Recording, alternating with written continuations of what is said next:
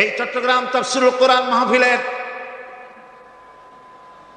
মাহফিল কি নিয়ে যা ঘটলো সাংবাদিকদের মাধ্যমেই গোটা জাতি এবং দুনিয়া জানতে পেরেছে। ওই সব সাংবাদিকদেরকে আমি আমার অন্তরের অন্তঃস্থল থেকে মোবারকবাদ জানাই, যেসব সাংবাদিকরা জীবনের ঝুঁকি নিয়ে সত্যকে বিকশিত করেছেন। কিন্তু তার মধ্যেও কিছু কিছু সাংবাদিক আছে, আমি তাদেরকে দু একটি কথা না বলে পারবো না, বলবো, বলাই লাগবে। তার মধ্যে একটি পত্রিকা যার নাম জনকণ্ঠ ওরফে রকণ্ঠ, এই পত্রিকাটি আজ রিপোর্ট করেছে জনকণ্ঠ, সশস্ত্র ক্যাডার প্রহরায় চট্টগ্রামে সাঈদীর তাফসীর মাহফিল শুরু। আজকের এই লক্ষ লক্ষ জনতাকে জিজ্ঞেস করতে চাই, এই লক্ষ লক্ষ জনতা আপনারা কোন সশস্ত্র ক্যাডার চোখে দেখেছেন?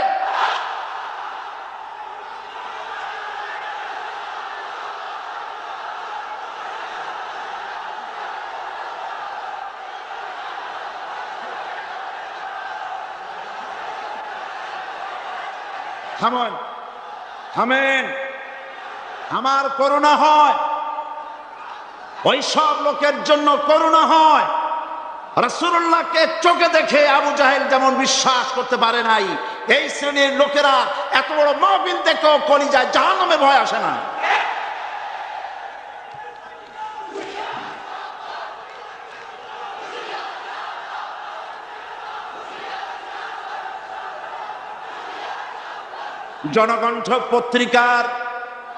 জনকণ্ঠ পত্রিকার সাংবাদিক যদি খুঁজে খুঁজে সশস্ত্র ক্যাডার আপনি এভাবে খুঁজে খুঁজে পান, সাংবাদিকতার চাকরি ছেড়ে পুলিশে চাকরি নিন, আপনার দ্বারা অন্তত পুলিশ বাহিনী উপকার পাবে। এত বড় মিথ্যে কথা লিখবেন না, আপনাকেও মরতে হবে এবং আল্লাহর কাছে আপনাকেও জবাবদিহি করতে হবে। এবার যুগান্তর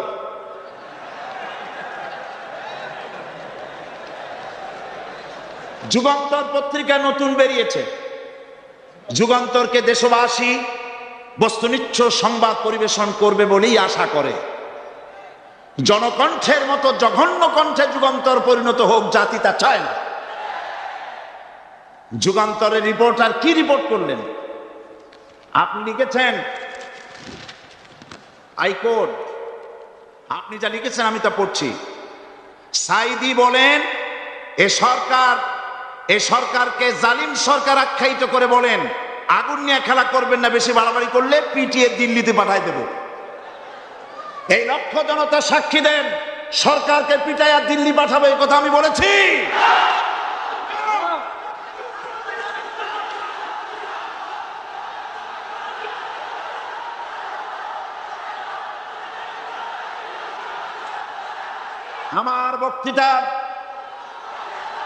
আমার বক্তব্য রেকর্ড হয়, টিভি আছে, ভিডিও আছে। আপনি এই লক্ষ লক্ষ মানুষ আপনাকে মিথ্যাবাদী মনে করবে যে আপনি একটা মিথ্যা কথা লিখছেন, কিন্তু গোটা জাতির কাছে যুগান্তর গিয়ে আমাকে আপনি কি বানালেন? 40 বছর এই রাস্তায় কথা বলি, কোরআনের কথা বলি, 40 বছর এই রকমের হালকা কথা, সরকার পিটায় দিল্লি পাঠাবো এই রকমের পোলাপানের মতো কথা যদি আমি বলতাম, তাহলে কি মানুষ আসতো আমার মাহফিলে? এই যুগান্তর পত্রিকা আমার বগুড়ার বক্তৃতাকে বিকৃত করেছে। বগুড়ায় আমি কি বলেছিলাম আজকে সে কথা আপনাদের জানা দরকার। সরকারের সোনার ছেলেরা আমাকে বলেছে আমি স্বাধীনতা বক্তব্য রাখি, স্বাধীনতা বিরোধী বক্তব্য রাখি। বগুড়ায় তার প্রমাণ করেছি। বগুড়া আমি কি বলেছি? বগুড়ায় আমি বক্তব্য রাখতে গিয়ে বললাম, বর্তমান প্রধানমন্ত্রী, আমি যা বলি আমার তা মনে থাকে এবং রেকর্ড আছে, হাজার হাজার মানুষের সামনে বলেছি। কোন পত্রিকা এরকমের বেকায়দা রিপোর্ট করে না যেমন আজকে আপনি করেছেন, পিটিয়ে দিল্লি পাঠাবো। কি আর কেউ করেছে রিপোর্ট? সেখানে আমি বলেছি 4 দলের মহাসমাবেশ গুলি দেখে প্রধানমন্ত্রীর মাথা খারাপ হয়ে গেছে। আর মাথা খারাপ হইতেই পারে, যেহেতু ফ্যামিলি অ্যাফেয়ার্স যদি খারাপ থাকে মাথা গরম থাকে। আমি সেখানে বলেছি প্রধানমন্ত্রী তিনি বলেছেন 4 দল একত্রিত হয়ে বাংলাদেশটারে পাকিস্তান বানাবে। দেখছেন না পত্রিকায়? আমি বলেছি দেখেন, একটা দেশের প্রধানমন্ত্রী মিথ্যা কথা বলেন, আমি এই রকমের কথা বলবো না, তবে উনি যা বলেন তা কিন্তু সত্য নয়। মিথ্যাবাদী আমি বলতে পারি না, বলবোই না, তবে যা বলেন তা সত্য নয়। আস্তে করে বলছি। উনি বলছেন দেশটারে পাকিস্তান বানাবে 4 দল। আমি বললাম বিগত 21 বছর যারা দেশ চালাইছে তারাই তো 4 দলের মধ্যে আছে না নাই? পাকিস্তান বানাইছে তারা? আচ্ছা আপনারা বলেন পাকিস্তান কাছে না হিন্দুস্তান কাছে? আমি বলেছি যদি বাংলাদেশকে কেউ পাকিস্তান বানাতে চায় তাহলে সর্বপ্রথম কাশ্মীর পাকিস্তান হতে হবে, তারপরে হিন্দুস্তানকে পাকিস্তান হতে হবে। এটা যেমন সম্ভব নয়, কিয়ামত পর্যন্ত বাংলাদেশ পাকিস্তান হওয়া সম্ভব নয়। আমার এই স্পষ্ট বক্তৃতার হাজারো রেকর্ড আছে বগুড়ায়, কেউ ধরনের বাজে রিপোর্ট করেনি। যুগান্তর লিখেছে, সাইদি বলেছে কাশ্মীর পাকিস্তান হইলেই বাংলাদেশ পাকিস্তান হয়ে যাবে। আমি ওই দিন ঢাকায় এসেই যুগান্তর পত্রিকার চিফ রিপোর্টারকে টেলিফোন করে বলেছি আপনি একটা ভুল রিপোর্ট আপনার সাংবাদিক করেছে বগুড়া থেকে, জাতি বিভ্রান্ত হবে। আমি একটা প্রতিবাদ পাঠালাম, অনুগ্রহ করে আমার প্রতিবাদ ছেপে দিবেন। ওনরা সাংবাদিকতার প্রতি মর্যাদা দিতে গিয়ে আমার এই বক্তব্যটা ছাপেন নাই। তার মানে হলো আমার বিরুদ্ধে যদি কেউ কথা বলে হুবহু ছাপা হবে, আর আমি যদি সেলফ ডিফেন্স নিতে চাই বস্তুনিষ্ঠভাবে আমাকে কভারেজ দেওয়া হবে না। এটাই হলো তাদের সবচাইতে আমার প্রতি ক্ষোভ। এবং তারা চায় আমাকে জনগণ থেকে বিচ্ছিন্ন করতে, কিন্তু জনগণ থেকে আমাকে বিচ্ছিন্ন করা যাবে না। কারণ আমার আকর্ষণে মানুষ আসে না, আকর্ষণ হলো আল্লাহর কোরআন। জনগণকে বিচ্ছিন্ন করা যাবে না। আমি তাফসীরের আগে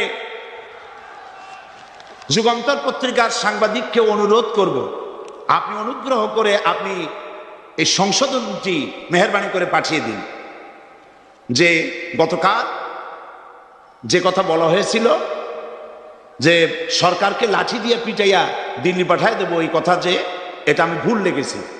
মানুষ ভুল স্বীকার করলে কোনো অপরাধ নাই, অন্যায় নাই। আমরা আশা করব আগামীকালের যুগান্তরে আমরা দেখব যে আপনি ভুল স্বীকার করেছেন, এর দ্বারা যুগান্তরের মান কমবে না, মান বেড়ে যাবে। আর যদি ভুল স্বীকার না করেন আল্লাহর অভিশাপের জন্য প্রস্তুত থাকবেন। দরুদ শরীফ পড়েন, আল্লাহুম্মা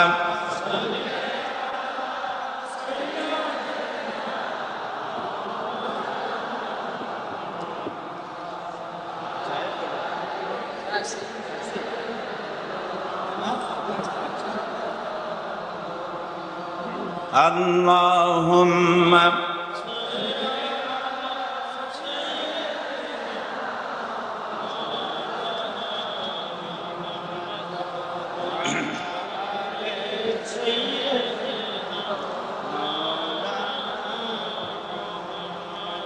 বন্ধুগণ, কোরআনে কারীম হচ্ছে বিশ্ব মানবতার জন্য সর্বশ্রেষ্ঠ হেদায়েতের কিতাব। এই কিতাব আল্লাহ রাব্বুল আলামিন অবতীর্ণ করেছেন গোটা মানব গোষ্ঠীর জন্য, পৃথিবীর সমস্ত মানুষের জন্য আল্লাহ পাক এই কোরআন নাজিল করেছেন। কোরআন কার বাণী? এই কোরআনকে যারা অনুসরণ করবে তাদের সম্পর্কে আল্লাহ পাক বলেছেন, ফামান তাবিআ হুদায়া ফালা খাউফুন আলাইহিম ওয়ালা হুম ইয়াহজানুন। কোরআন যারা অনুসরণ করবে, কোরআন যারা মেনে চলবে তাদের জন্য কোনো ভয় নাই, কোনো চিন্তা নাই। কোরআনের আইন যারা মানবে, কোরআনের শাসন যারা মানবে তাদের জন্য কোনো ভয় নাই, চিন্তা নাই। কোরআন আল্লাহ রাব্বুল আলামিন এই পৃথিবীতে তাবিজ লেখার জন্য পাঠান নাই। এ কোরআন শুধু চুমা খাওয়া, মাথায় লাগাবার জন্য, বুকে লাগাবার জন্য পাঠান নাই। কোরআন পাঠিয়েছেন আল্লাহ রাব্বুল আলামিন, মানুষেরা কোরআন পড়বে, কোরআন বুঝবে, আর কোরআনের বিধান অনুযায়ী ব্যক্তি, পরিবার, সমাজ এবং রাষ্ট্র গড়বে। বলেন আলহামদুলিল্লাহ। এই জন্য কোরআন নাজিল হয়েছে। রাসূল করিম সাল্লাল্লাহু আলাইহি সাল্লাম কোরআনে কারীম দিয়ে একটি সমাজ বিপ্লব করেছিলেন। কোরআন নাজিল এর উদ্দেশ্য আর রাসূল পাঠাবার উদ্দেশ্য সম্পর্কে আল্লাহ পাক বলছেন, ওয়াল্লাযী আরসালা রাসূলাহু বিল হুদা ওয়া দীনিল হক লিইয়ুযহিরাহু আলাদ-দীনি কুল্লিহি ওয়া কাফা বিল্লাহি শাহীদা। আমি আমার রাসূলকে দ্বীনে হক আর সত্যের বিধান সহকারে দুনিয়ায় পাঠিয়েছি। এই জন্যে লিইয়ুযহিরাহু আলাদ-দীনি কুল্লিহি আই লিইয়ুগলিবাহু আলা সাইরিল আদিয়ান, যাতে করে মানব গোষ্ঠীর উপরে, মানুষের তৈরি করা মতবাদের উপরে ইসলামকে যেন বিজয়ী করে দেন। ইসলাম বিজয়ী করে দেওয়ার জন্যে, কোরআনকে বিজয়ী ভূমিকা আনার জন্য আমি রাসূল পাঠিয়েছি, বিধান পাঠিয়েছি। সেই আল্লাহ পাক আমাদের জন্য এ কোরআন দিয়েছেন পৃথিবীতে আইন এবং বিধান মেনে চলার জন্যে। এ কোরআন মানুষের ইহকাল এবং পরকালের মুক্তির দিশা দেখায়। কোরআন যারা মানে তারাই শান্তি পায়, যারা মানে না তারাই অশান্তি মধ্যে বসবাস করে। আজকে আপনারা বলেন, পৃথিবীতে সবচাইতে অশান্তিতে কারা? মুসলমান। পৃথিবীতে সবচাইতে অশান্তিতে কারা? তাহলে অর্থ দাঁড়ায় এই যে কোরআন যাদের কাছে থাকবে, কোরআন যারা তেলাওয়াত করবে, কোরআনের আইন কানুন যারা পড়বে, কোরআন যাদের বাড়িতে থাকবে, তারাই সব থেকে অবহেলিত, লাঞ্ছিত হবে। অর্থ কি তাই হবে নাকি? না, তা হবে না। আল্লাহ পাক বলেছেন, তাহা মা আনজালনা আলাইকাল কুরআনা লিতাশকা। নবী হে, এই কোরআন আমি অবতীর্ণ করেছি এজন্য নয় যে কোরআন আপনার ভাগ্যকে বিনষ্ট করে দেবে, বরং কোরআন এসেছে ভাগ্যকে সুপ্রসন্ন করার জন্য। সুবহানাল্লাহ। সেই কোরআন থেকেই আমরা আলোচনা করেছি। গতকাল আলোচনা করেছিলাম সূরা আল বাকারা 255 নম্বর আয়াত। আয়াতটার নাম কি? আয়াতুল কুরসি। গতকালকের মতো আজও আসুন আমার সাথে তেলাওয়াত করেন। আউযু বিল্লাহি মিনাশ শাইতানির রাজীম। বিসমিল্লাহির রাহমানির রহিম। প্রত্যেক অক্ষরে অক্ষরে 10-10 করে নেকি এখন আমাদের নামায় আমলে লেখা হচ্ছে। সুবহানাল্লাহ। গলা ছেড়ে দিয়ে সবাই পড়েন আমার সাথে, আল্লাহু লা ইলাহা ইল্লা হুয়াল হাইয়ুল কাইয়্যুম লা তাখুযুহু সিনাতুন ওয়ালা নাওম লাহু মা ফিস সামাওয়াতি ওয়া মা ফিল আরদ মান যাল্লাযী ইয়াশফা'ু 'ইনদাহু ইল্লা বিইذনিহি ইয়া'লামু মা বাইনা আইদিহিম ওয়া মা খালফাহুম ولا يحيطون بشيء من علمه إلا بما شاء وسع كرسيه কুরসিয়্যুহুস সামাওয়াতি ওয়াল আরদ ওয়ালা ইয়াউদুহু হিফযুহুমা ওয়া হুয়াল আলিয়্যুল আযীম। সাদাকাল্লাহুল আযীম।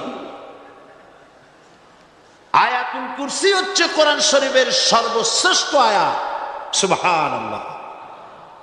রাসূল বলেছেন আয়াতুল কুরসি হচ্ছে কোরআনে কারীমের সর্বশ্রেষ্ঠ আয়াত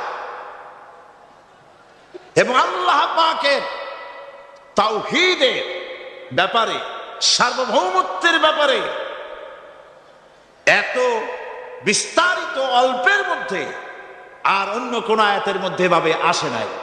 এই জন্য আয়াতুল কুরসির এত মর্যাদা। কালকে আরো একটি হাদিস শোনাইছিলাম, বোধহয় নিশ্চয়ই আপনাদের মনে আছে, প্রত্যেক ফরজ নামাজের পরে আয়াতুল কুরসি যে একবার পড়বে, তেলাওয়াত করবে, কিয়ামতের দিন আল্লাহ পাক তার সম্পর্কে সিদ্ধান্ত নেবেন, তাকে জান্নাত দিয়ে দেবেন। সুবহানাল্লাহ কইতে ইচ্ছে করলো না? আলহামদুলিল্লাহ বলবেন না? তার অর্থ হলো এই আয়াতুল কুরসি যদি মানুষ পড়ে আর বোঝে আর ওই অনুযায়ী যদি আকীদা তৈরি হয়, জীবন তৈরি হয়, তার জীবন জান্নাতের জন্য তৈরি হয়ে যায়। গতকাল আল্লাহ পাকের সার্বভৌমত্বের কথা আমরা আলোচনা করেছিলাম। আজকে আলোচনা করব আল্লাহ পাকের পরিচয়। আল্লাহ পাক তিনি কে? আমরা বলি আল্লাহ। আমরা কি বলি? বলেন সবাই, কি বলি? আমি অনেকবার আপনাদেরকে এই কথাটা বলেছি, বোধহয় নিশ্চয়ই মনে আছে। আল্লাহ এই উচ্চারণটা আমাদের অনেকের হয় না, কেউ বলে না আল্লাহ। আল্লাহ পাকের উচ্চারণটা হচ্ছে, আল্লাহ পাকের নামের উচ্চারণ হচ্ছে আল্লাহ। মুখটা একটু গোল হয়ে যাবে, বলেন আল্লাহ আল্লাহ। সুবহানাল্লাহ। পৃথিবীতে বিভিন্ন জাতি তার স্রষ্টাকে, তারা যাকে স্রষ্টা মনে করে, বিভিন্ন নামে ডাকে। কেউ বলে ভগবান, কেউ বলে ঈশ্বর, কেউ বলে পরমেশ্বর, কেউ বলে বিধাতা, কেউ বলে গড। বিভিন্ন নামে লোকেরা এভাবে ডাকে। তো ভগবান বললে তার প্রতিশব্দে স্ত্রীলিঙ্গে কি আসে? বলেন ভগবতী। ঈশ্বর বললে স্ত্রীলিঙ্গে কি আসে? ঈশ্বরী। বিধাতা বললে তার স্ত্রীলিঙ্গে কি আসে? বিধাত্রী। গড, এটার স্ত্রীলিঙ্গে আসলে কি হবে? তো প্রত্যেকটি, তারা যে ভাষায় আল্লাহকে ডাকে, প্রত্যেকটি ভাষায় স্ত্রীলিঙ্গে একটি প্রতিশব্দ আসে। আল্লাহ এর স্ত্রীলিঙ্গে, এর প্রতিশব্দে আরেকটি শব্দ কি গোটা বিশ্ব খুঁজে পাওয়া যাবে? জোরে বলেন, যাবে? যাবে না। এবং অন্যান্য নামগুলি সন্ধি বিচ্ছেদ করলে অর্থই হবে না। গড, এটাকে যদি উল্টায়া বলা হয় তাহলে কি হয়ে যাবে? এবার দেখুন, আল্লাহ এই নাম, আল্লাহর পরিচয় কি? যদি বলা হয় যে আল্লাহর পরিচয় কি, শুধু আল্লাহ দিয়ে আল্লাহকে চেনা যাবে, আল্লাহকে চেনা যাবে। আল্লাহ রাব্বুল আলামিন বলছেন, আল্লাহু লা ইলাহা ইল্লা হুয়াল হাইয়ুল কাইয়্যুম। আল্লাহ হচ্ছেন তিনি যিনি ছাড়া কোনো ইলাহ নাই, মাবুদ নাই, উপাস্য নাই। সুবহানাল্লাহ। এখন আল্লাহর যদি প্রথম একটা অক্ষর আলিফ ছেড়ে দেওয়া হয় তাহলে থাকবে কি? লিল্লাহ। এই লিল্লাহ দিয়েও কেউ যদি আল্লাহর পরিচয় পেতে চায় তাহলে পেয়ে যাবে। আল্লাহ রাব্বুল আলামিন কোরআনে কারীমের ভিতরে শুধু লিল্লাহ দিয়াও আল্লাহকে চেনার ব্যবস্থা করেছেন। লিল্লাহি মা ফিস সামাওয়াতি ওয়া মা ফিল আরদ,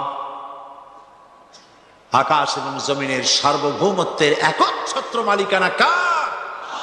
আল্লাহ পাকের। এখন লিল্লাহ থেকে একটা লাম ছেড়ে দেন, কি থাকবে? লাহু। এই লাহু দিয়েও আল্লাহর পরিচয় পাওয়া যাবে, যাবে না? কোরআন বলছে লাহু মাকালিদুস সামাওয়াতি ওয়াল আরদি ইউবসিতুর রিজকা লিমান ইয়াশা। আকাশ এবং জমিনের রিজকের চাবিকাঠি আল্লাহ পাকের কাছে, যারে খুশি তিনি পর্যাপ্ত রিজেক তিনি দান করেন। সুবহানাল্লাহ। এবার লাহুর লাম ছেড়ে দেন, থাকবে কি? একটা অক্ষর। এই একটি অক্ষর দিয়ে আল্লাহ পাকের চেনা যাবে। ইন্নাহু হুয়াল গফুরুর রহিম, তিনি হচ্ছেন মহা ক্ষমাশীল, দয়াবান। আল্লাহর পরিচয় আল্লাহকে দিয়েই জানা যায়। আল্লাহর পরিচয় হচ্ছে তিনি এই আকাশ সৃষ্টি করেছেন, এই জমিন সৃষ্টি করেছেন, মানব গোষ্ঠীকে সৃষ্টি করেছেন। আকাশের স্রষ্টাকে, জমিনের স্রষ্টাকে, মানুষের স্রষ্টাকে আল্লাহ পাক। দেখুন, আল্লাহ পাক আকাশের স্রষ্টা, জমিনের স্রষ্টা, মানুষের স্রষ্টা। এই কথাকে ভুলিয়ে দেওয়ার জন্যে, এই কথাটিকে ভুলিয়ে দেওয়ার জন্য আল্লাহকে অস্বীকার করছে এক শ্রেণীর লোকেরা। তারা বলছে দেয়ার ইজ নো গড, স্রষ্টা বলতে কেউ নাই, আনসিন ইজ নাথিং। মাশাআল্লাহ, আমাদের মঞ্চে এই চট্টগ্রামের গৌরব বিএনপির কেন্দ্রীয় নেতা জনাব সালাউদ্দিন কাদের চৌধুরী সাহেব এসেছেন, আলহামদুলিল্লাহ। আল্লাহ পাক সকলকে কোরআন বোঝার তৌফিক দান করুন, বলি আমিন। আল্লাহ পাক কোরআনকে বোঝার জন্য, আল্লাহকে চেনার জন্য ব্যবস্থা করেছেন। ওরা বলছে কি আনসিন ইজ নাথিং, যা দেখা যায় না সেটা কিছুই না, সেটা বিশ্বাস করি না। তো আল্লাহর যখন রং নাই, গন্ধ নাই, তাকে বিশ্বাস করি কেমনে? বলেন নাউজুবিল্লাহি মিন যালিক। আরে ভাই, তোমরা তো এমন বহু জিনিস আছে যা না দেখে বিশ্বাস করো। আপনারা কি বাতাস দেখেছেন? বিশ্বাস করেন কিনা? বিশ্বাস করেন কিনা? আপনারা কি ইথার দেখেছেন? বিশ্বাস করেন কিনা? ফুলের গন্ধ দেখেছেন, কিন্তু বিশ্বাস করেন কিনা? মাধ্যাকর্ষণ শক্তি, ল অফ গ্রাভিটেশন আপনারা চোখে দেখেছেন? বিশ্বাস করেন কিনা? অনেক জিনিস এমন আছে যা আমরা চোখে দেখি না, কিন্তু বিশ্বাস করি। হযরত ইমাম আবু হানিফা রাহমাতুল্লাহ আলাইহির সাথে এক নাস্তিকের বহস হবে। স্থান এবং তারিখ নির্ধারণ করা হলো। ইমাম সাহেব দেরি করে আসলেন। নাস্তিক বলছে, আমি আপনার সঙ্গে কোনো বিতর্কে যেতে চাই না, কারণ আপনি ওয়াদা রক্ষা করতে পারেন নাই, নির্ধারিত সময়ের অন্তত 3 ঘন্টা পরে এসেছেন। তিনি বললেন, আমি কেন দেরি করলাম সেটা তো তুমি জিজ্ঞেস করবে। আচ্ছা বলেন কেন দেরি করেছেন? তিনি বললেন, দেখো, এই জায়গায় আসার পথে একটা নদী বেঁধেছিল, তো আমি আসবো কি করে? আমার কাছে পারাপারের কোনো বন্দোবস্ত ছিল না। এক পর্যায়ে হতাশ হয়ে গেলাম, আমার বোধহয় যাওয়াই হবে না। শেষ পর্যন্ত আমি দেখতে পেলাম হঠাৎ করে আমার পাশে একটা ফলের বীজ পড়লো, তা দিয়ে একটা গাছ অঙ্কুরিত হলো। দেখি না তা গাছটা একটা ময়ূর হয়ে পরিণত হয়ে গেল। কই থেকে একটা করাতে সে গাছটা কেটে ফেলে দিল।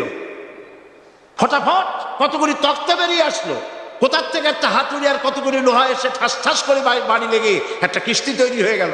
কিস্তিটার ধাবায় পড়লো নদীতে, আমি লাফ দিয়ে উঠলাম, তাই পার হয়ে আসতে যা দেরি হলো।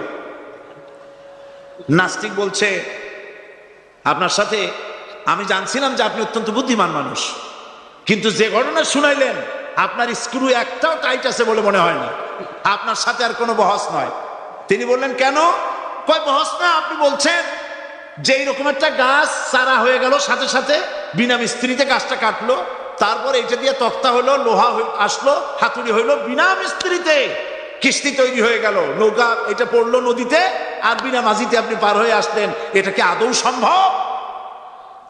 ইমাম আবু হানিফা রাহমাতুল্লাহ আলাইহি বলছেন, তোমার সাথে আমি কোনো কিতাব দিয়ে ঝগড়া করব না, কোনো কিতাব দিয়ে আমি তোমার সাথে বহস করব না।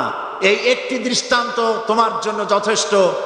একটা মিস্ত্রি ছাড়া যদি একটা কিস্তি তৈরি না হতে পারে, একটা গাছ কেটে তক্তা যদি না হতে পারে, এই বিশাল আকাশ, এই বিশাল জমিন, আর তোমার মতো এরকম একটা সুন্দর মানুষ বিনা মিস্ত্রিতে বিনা স্রষ্টায় তৈরি হলো কেমনে? এক কথায় নাস্তিক বলছে আমার জীবনের ভুল ধরা পড়লো। নাস্তিক বলছে জীবনের ভুল ধরা পড়েছে, আমি মুসলমান হয়ে গেলাম। লা ইলাহা ইল্লাল্লাহু মুহাম্মাদুর রাসূলুল্লাহ। জোরে পড়েন লা ইলাহা লা ইলাহা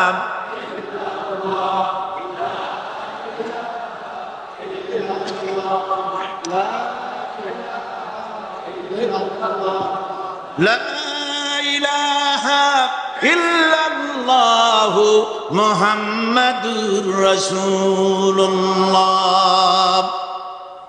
প্রিয় কোরআন পাগল ভাই সব, মাহফিল কর্তৃপক্ষ আমাকে স্লিপ দিয়েছে, প্রচন্ড চাপ সৃষ্টি হয়েছে চতুর্দিকে রাস্তা, মানুষ বসার জায়গা পাচ্ছে না, দাঁড়াবারও জায়গা নাই।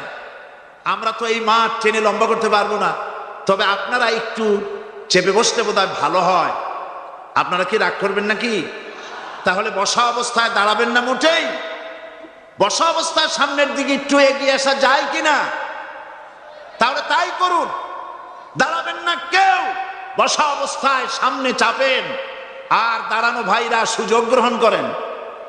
জোরে সরে জিকির করেন সুবহানাল্লাহ ওয়ালহামদুলিল্লাহ লা ইলাহা ইল্লাল্লাহ, সুবহানাল্লাহ ওয়ালহামদুলিল্লাহ লা ইলাহা ইল্লাল্লাহ। আরো জোরে পড়েন সুবহানাল্লাহ ওয়ালহামদুলিল্লাহ লা ইলাহা ইল্লাল্লাহ, সুবহানাল্লাহ ওয়ালহামদুলিল্লাহ লা ইলাহা ইল্লাল্লাহ, লা ইলাহা ইল্লাল্লাহু মুহাম্মাদুর রাসূলুল্লাহ।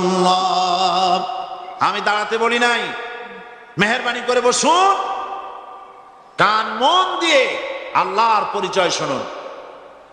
কেবলমাত্র হতভাগা কপাল পোড়া যারা, তারাই নাস্তিক হতে পারে, ঠিক কিনা? আমি মনে করি না এই মাহফিলে কোনো নাস্তিক আসছে। আমি বিশ্বাস করি সকলে আল্লাহরে বিশ্বাস করে, কোন আলহামদুলিল্লাহ। কিন্তু কপাল পোড়ারা তারা বলে আল্লাহ নাই। এই ধরনের এক কপাল পোড়া ঢাকা বিশ্ববিদ্যালয় ছিল, মরছে। তার মৃত্যুতে দেশের প্রধানমন্ত্রী বলেছেন জাতির অপূরণীয় ক্ষতি হলো। আমি বললাম অপূরণীয় ক্ষতি হয় না, শয়তানটা কমছে। সে মরার আগে বলেছে কি জানেন?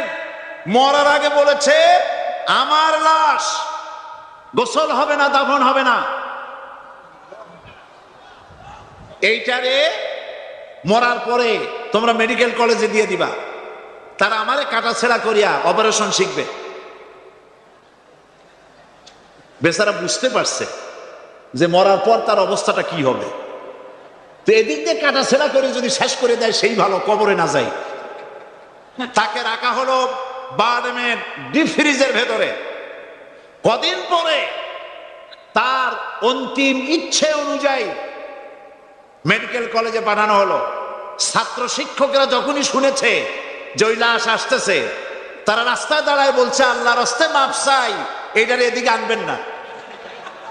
কারণ জীবনে বাইসে থাকতে যে আল্লাহরে স্বীকার করে নাই, ওরে অপারেশন করে যা শেখবো এতে রুগী শুধুই মরবে, বাঁচবে না কেউ। এরপরে সলিমুল্লাহ মেডিকেল কলেজে নেওয়া হলো, তারাও একই কথা বললো। শেষ পর্যন্ত নিয়ে ডিপ ফ্রিজে রাখছে, এখন কোথায় আছে আমি জানি না। এখন লাশের অবস্থা এই হয়েছে যে রাস্তায় যদি ভালায় দেয় কুত্তাও খাবে না, কারণ এত বাসি লাশ। আমার দেশের কুত্তা এত অভদ্র না যে এত বসা লাশ খাবে।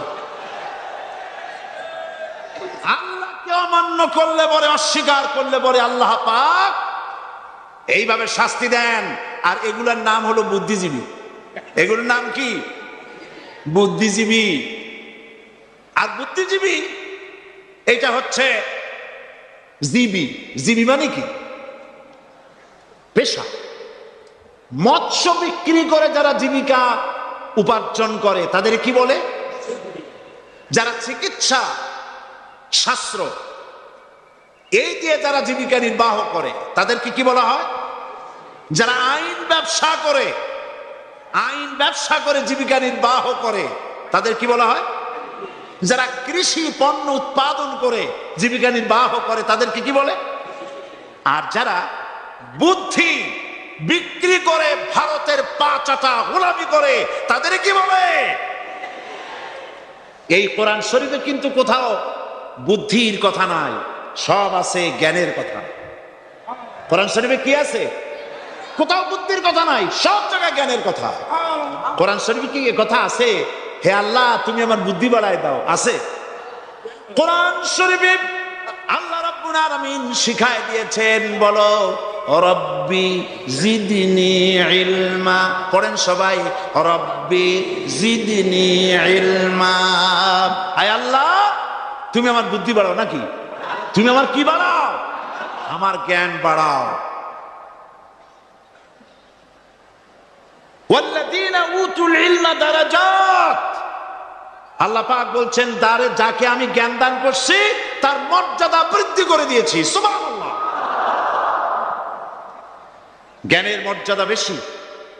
বুদ্ধি, পৃথিবীতে শ্রেষ্ঠ বুদ্ধিজীবী হচ্ছে বুদ্ধিজীবীদের নেতা, বুদ্ধিজীবীদের সর্দার, যে তার নাম কি জানেন? শয়তান। বড় বুদ্ধিজীবীর নাম কি? শয়তান। দেখেন ওর বুদ্ধি। আর আদম আলাইহিস সালামকে আল্লাহ পাক কি দিয়েছিলেন? ইলম। কি দিয়েছিলেন? ওয়া আল্লামা আদামাল আসমা কুল্লাহা। আমি আদমকে কি দিছি? জ্ঞান দান করেছি। শয়তান হলো বুদ্ধিজীবী। ও বুদ্ধিজীবী করলো কি দেখেন, আল্লাহ পাক বললেন আদমকে সৃষ্টি করে উসজুদু লি আদামা ফাসাজাদু ইল্লা ইবলিস। আল্লাহ রাব্বুল আলামিন উপস্থিত সকলকে হুকুম করলেন আমার আদমকে সেজদা দাও। সবাই সেজদা করলো না কে? মিস্টার ইবলিস সেজদা করলো না। আল্লাহ পাক প্রশ্ন করলেন, ইবলিস তুমি আমার হুকুম মানলে না কেন? কেন তুমি সেজদা করলে না? শয়তান তখন বুদ্ধির আশ্রয় নিল। শয়তান বলল, খালাকতানি মিন নার ওয়া খালাকতাহু মিন তিন। আয় আল্লাহ তুমি তো আমারে বানাইছো আগুন দিয়ে, আর আদমকে বানিয়েছো মাটি দিয়ে। আনা খায়রুম মিনহু, আমি তার থেকে উত্তম। কারণ তুমি আমাকে একটা অবৈজ্ঞানিক আদেশ করেছো। মাটির গতি নিম্নমুখী আর আগুনের গতি ঊর্ধ্বমুখী। ঊর্ধ্বমুখী জিনিসকে নিম্নমুখী জিনিসের সামনে মাথা নত করতে বলা সম্পূর্ণ আনসাইন্টিফিক। এই জন্য আমি এটা মানতে পারিনি। আল্লাহ পাক বললেন কিচ্ছু না, মানুষ জায়গা না পাই আসতেছে। বসান, এখানে যারা দাঁড়িয়েছে বসা লোকেরা তাদেরকে বসা দেন। বসে। আরে ভাই আপনারা বোঝেন না কেন? আপনারা বোঝেন না কেন? সরকারের সোনার ছেলেরা এইখানে আসার সাহস করবে না।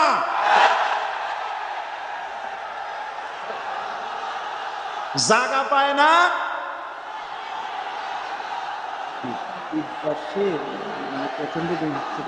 করবো কি, আমি কিছু করেন না, বসেন, থামেন।